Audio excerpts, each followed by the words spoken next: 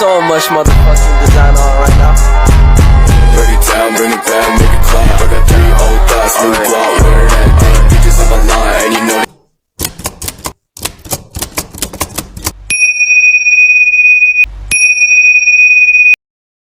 Pertama, riba. Riba dalam Al-Quran memiliki pengertian penambahan yang diambil tanpa adanya transaksi pengganti atau penyeimbang yang dibenarkan oleh syariah. Sedangkan secara syariat, riba adalah tambahan pada hal-hal tertentu dan tambahan atas nilai pokok hutang sebagai imbalan dari tambahan batas waktu secara mutlak. Dasar hukum riba. Allah Subhanahu wa taala menurunkan surat Al-Baqarah ayat 275 sampai 279 yang tertulis secara tegas dan jelas bahwa riba adalah haram. Allah melarang riba secara mutlak dan keseluruhan. Meskipun jumlahnya sedikit, dalam ayat tersebut Allah dan Rasul-Nya akan memerangi mereka yang dengan jelas melakukan riba.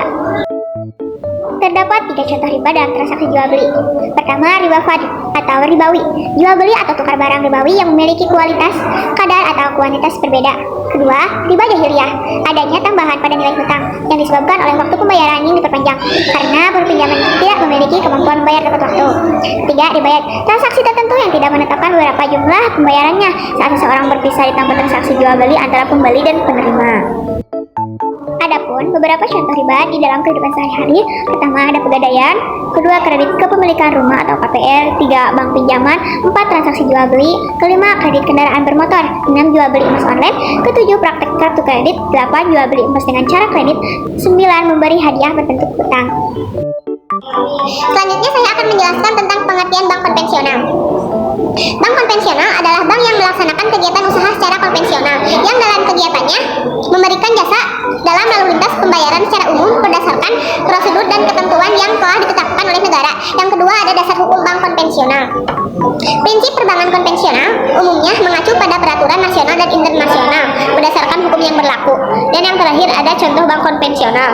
Yang pertama ada BTPN, yang kedua ada BNI, yang ketiga ada Bank Mandiri, dan yang keempat ada BCA. Selanjutnya saya akan menjelaskan tentang bank syariah. Pengertian bank syariah. Bank syariah adalah bank yang beroperasi sesuai dengan prinsip-prinsip syariah. Implementasi prinsip syariah inilah yang menjadi pembeda utama dengan bank konvensional. Pada intinya, prinsip syariah tersebut mengacu kepada syariah Islam yang berpedoman utama kepada Al-Quran dan hadis. Islam sebagai agama merupakan konsep yang mengatur kehidupan manusia secara komprehensif dan universal, baik dalam hubungan dengan Sang Pencipta atau hablum minallah maupun dalam hubungan sesama manusia atau hablum minannas. Dasar hukum bank syariah. Adapun dasar hukum tentang bank syariah di Indonesia diatur dalam Undang-Undang Nomor 7 Tahun 1992 tentang perbankan yang kemudian diubah dengan Undang-Undang Nomor 10 Tahun 1998 tentang perubahan atas Undang-Undang Nomor 7 Tahun 1992 tentang perbankan dan UU Nomor 21 Tahun 2008 tentang perbankan syariah. Adapun contoh yang ada di masyarakat yaitu 1. Contoh bank syariah di Indonesia, 2. Bank muamalat, 3. Bank syariah Bukopin, dan keempat BCA Syariah. Yang keempat, asuransi konvensional. Pengertian asuransi konvensional adalah produk asuransi yang mengedepankan prinsip jual beli risiko atau transfer risk. Dengan demikian, premi yang dibayarkan peserta bertujuan untuk mengalihkan risiko finansial ke perusahaan asuransi. Lalu ada dasar hukum asuransi. Di Indonesia, saat ini diatur dalam Undang-Undang Nomor 40 Tahun 2014 atau Undang-Undang Perasuransian. Undang-undang ini menggantikan Undang-Undang Nomor 2 Tahun 1992 tentang usaha perasuransian. Lalu ada contoh yang ada di masyarakat. Yang pertama, asuransi kesehatan. Yang kedua, asuransi jiwa. Lalu yang ketiga ada asuransi kendaraan. Asuransi syariah adalah usaha saling melindungi dan tolong-menolong di antara sejumlah orang atau pihak melalui investasi dalam bentuk aset atau tabaruk yang mengembalikan pola pengembalian untuk menghadapi resiko tertentu melalui akad yang sesuai dengan syariah. Dasar hukum asuransi syariah. Firman Allah yang memerintahkan untuk saling tolong-menolong dan bekerja sama. Quran Surat Al-Maidah ayat 2 yang artinya, tolong-menolonglah kamu dalam mengerjakan kebajikan dan takwa, dan jangan tolong-menolong dalam berbuat dosa dan permusuhan. Bertakwalah kepada Allah, sungguh Allah sangat berat siksanya. Contoh asuransi syariah. 1. Asuransi jiwa syariah. 2. Asuransi mobil syariah. 3. Asuransi pendidikan syariah. 4. Asuransi kesehatan syariah. 5. Asuransi haji dan umroh. 6. Asuransi rekaya syariah.